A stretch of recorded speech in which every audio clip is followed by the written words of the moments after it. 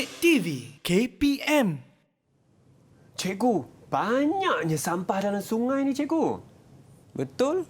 Botol pun banyak ni. Inilah punca longkang kita tersumbat. Ini punca longkang tersumbat ni, cikgu. Bila longkang tersumbat, menyebabkan banjir. Oh, kalau macam tu, cikgu, jomlah kita pergi kutip sampah ni, cikgu. Jom, kita kena kutip sekarang. Jom, cikgu.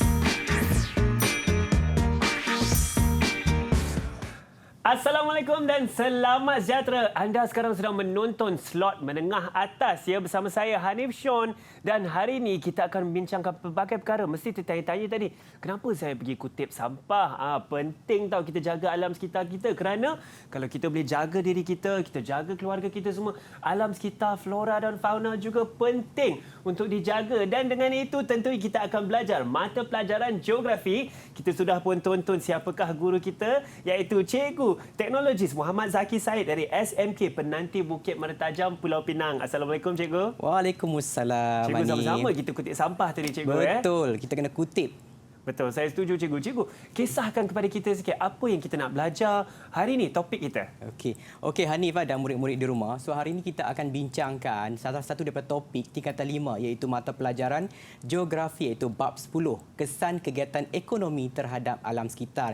Jadi Hanif dan murid-murid di rumah, saya minta bersedia dengan buku teks muka surat 176. Okey, dalam tajuk ini Hanif dan murid-murid di rumah, kita akan bincangkan kegiatan ekonomi di kawasan di mana? Di kawasan peringkat hulu, peringkat tengah dan juga di peringkat hilir. So, setiap tempat ini mempunyai kegiatan ekonominya tersendiri untuk mendapatkan pendapatan negara untuk meningkatkan taraf hidup masyarakat. Itu yang kita akan bincangkan selepas ini. Itu Hanif. Baik, Cikgu, saya pasti seperti yang Cikgu katakan, pelbagai kegiatan ekonomi yang berlaku di bahagian-bahagian berbeza di sungai, Cikgu, dan ada impak-impak tertentu ke alam sekitar. Ya, betul. Baik. Sebelum itu Hanif dan murid-murid di rumah, kita cuba untuk faham dulu, iaitu kegiatan hasil pembelajaran kita hari ini, hasil pembelajaran dulu. Sebelum Boleh. kita bincang dengan lebih terperinci berkaitan dengan tajuk kita, iaitu kegiatan ekonomi. Betul. Iaitu 3 hasil pembelajaran yang kita ingin capai. Itu yang pertama adalah kita nak menyatakan sekurangnya 3 kesan kegiatan ekonomi. Kemudian kita mengharapkan murid-murid dapat menghuraikan sekurang-kurangnya juga 3 kesan kegiatan ekonomi terhadap alam sekitar. Dan yang terakhir adalah saya mengharapkan murid-murid dapat membahaskan sekurang-kurangnya 3 usaha bagi mengurangkan kesan kegiatan ekonomi terhadap alam sekitar. Okey, baiklah, kita pergi kepada tajuk kita. Apa itu kegiatan ekonomi yang saya bincangkan sebentar tadi, Hanif? Ya, Cikgu. Maksudnya kegiatan ekonomi berlaku di kawasan peringkat hulu, peringkat tengah dan juga peringkat hilir sungai, di kawasan muara sungai.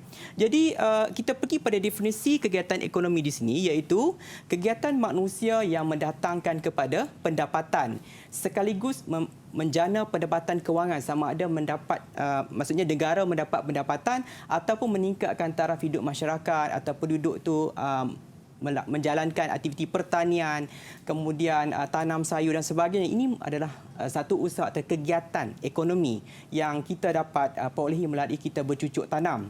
Baiklah, apa pula kesan kegiatan ekonomi kepada alam sekitar? Alam sekitar tu apa pula, Hanif? Alam sekitar, Ya. alam ataupun alam yang kita tinggal ni, Cikgu. Ya, alam sekeliling. Alam sekeliling kita di mana kita tinggal, ataupun mungkin di Tumbuh-tumbuhan. hutan-hutan. Betul. Maksudnya tumbuh-tumbuhan ataupun dipanggil benda hidup dan benda bukan hidup.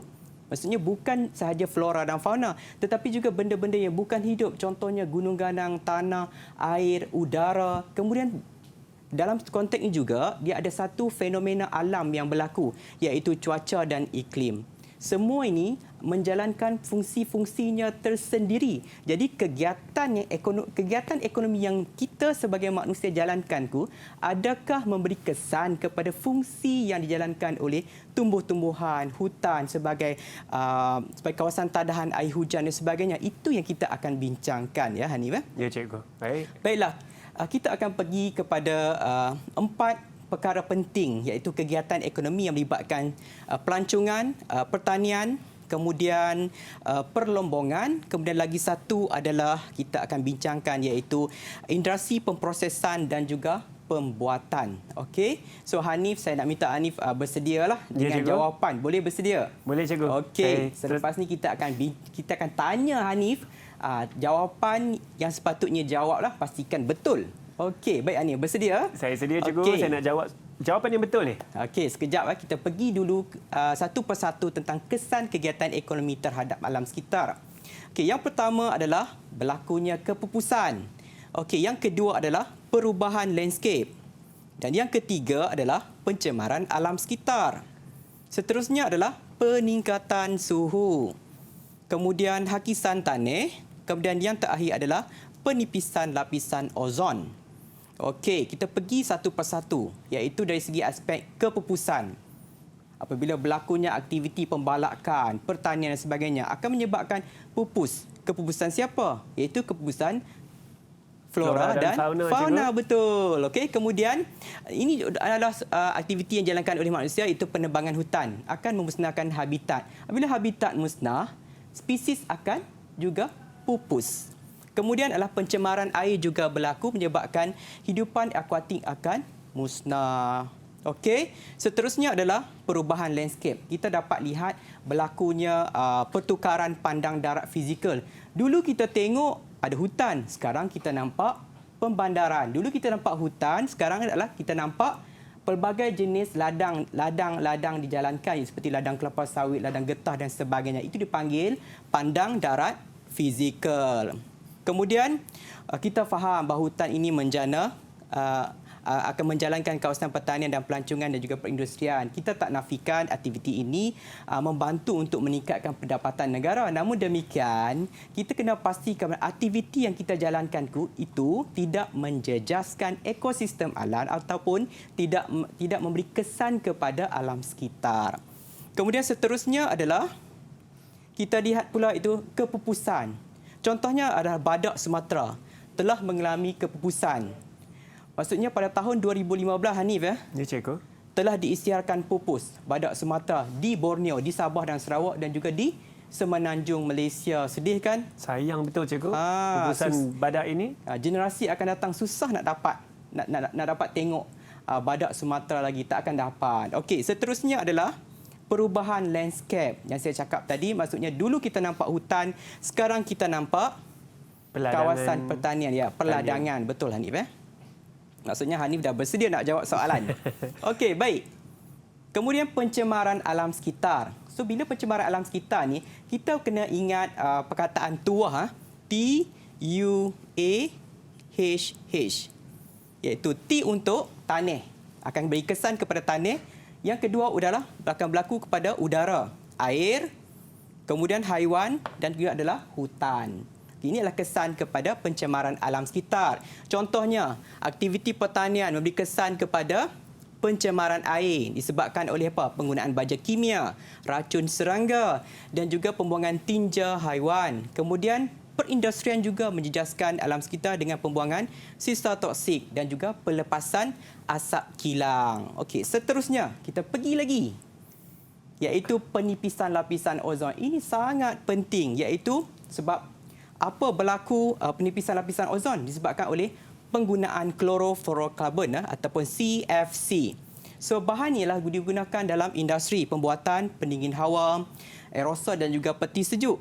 So apa yang berlaku sebenarnya, kita lihat pembebasan klorofluorokarbon ni dia akan membebaskan apa? Dia akan beri kesan kepada tindak balas kepada lapisan ozon iaitu O3. Sekejap lagi kita akan lihat bagaimana klorofluorokarbon ini memberi kesan kepada ozon, lapisan ozon kita. Kenapa dia boleh menipis? Okey, ini adalah pencemaran alam sekitar yang berlaku. Kita dapat lihat warna dah berubah, air sepatutnya tak berbuih, sekarang dah nampak berbuih. Kemudian ini adalah penipisan lapisan ozon. Okey, so lapisan ozon ni adalah O3. Bila bertindak balas dengan klorin, akan tukarkan oksigen yang 3 tadi ini kepada O2, iaitu oksigen. Lebih banyak O3 ditukarkan kepada O2 menyebabkan banyak oksigen, bagus. Tapi sebenarnya menipiskan lapisan ozon. Lapisan ozon ini berfungsi untuk menyerap sinaran ultraunggu dan juga memantulkan balik sinaran ultraunggu tersebut ke ruang angkasa. Jadi kita tak kena sinaran UV tersebut tak memasuki ruang atmosfera bumi. Jadi kita selamat. Okey, baik Hanif. Ya, cikgu. Okey, kemudian berlaku juga peningkatan suhu disebabkan oleh pertambahan gas rumah hijau. Okey, kita nampak ke sini karbon dioksida, karbon monoksida, nitrogen dioksida, kemudian gas metana dan juga gas-gas yang dikeluarkan daripada asap kilang dan sebagainya. Kemudian akan berlaku juga hakisan tanah. Okey. Hakisan tanah ni berlaku disebabkan oleh aktiviti penebangan pokok. Jadi bukit-bukit terdedah kepada air hujan yang menyebabkan hakisan berlaku. Okey, ini adalah peningkatan suhu. Contohnya 77% karbon meningkat di dunia. Ini merisaukan kita kerana peningkatan suhu dunia. Bila peningkatan suhu dunia menyebabkan banyak kawasan-kawasan akan mengalami terkesan, contohnya hidupan akuatik, terumbu karang akan musnah disebabkan oleh peningkatan suhu. Peningkatan suhu menyebabkan peningkatan suhu air laut. Okey. Kemudian hakisan tanah berlaku. Okey, baiklah. Ini masa untuk Hanif. Saya nak tanya, senaraikan kesan kegiatan ekonomi terhadap alam sekitar. Kesan kegiatan ekonomi terhadap alam sekitar yang saya boleh ingat tadi, cikgu, seperti cikgu katakan, ada kepupusan flora dan fauna sebagai contoh, peningkatan suhu bumi akibat penipisan lapisan ozon, boleh berlakunya apa lagi tadi, cikgu, kematian kehidupan akuatik, akibat suhu naik juga, betul, dan seterusnya seperti hakisan tanah. Hakisan tanah cukup. So Hanif dah berjaya dapat 3 sebenarnya. Saya nak 3 je, sekurang-kurangnya 3 tapi dapat 4. So saya bagi 5 bintang untuk Hanif. Baik, cikgu. Terima kasih, cikgu. Saya dapat 5 bintang. Saya dapat 5 bintang walaupun saya bagi jawapan lebih, cikgu. Tapi tak apalah. Boleh. Boleh, cikgu. Baiklah, lepas ni banyak lagi yang kita akan belajar bersama-sama dalam mata pelajaran geografi ini. Pastikan anda jangan ke mana-mana. Teruskan bersama kami di Didik TV KPM.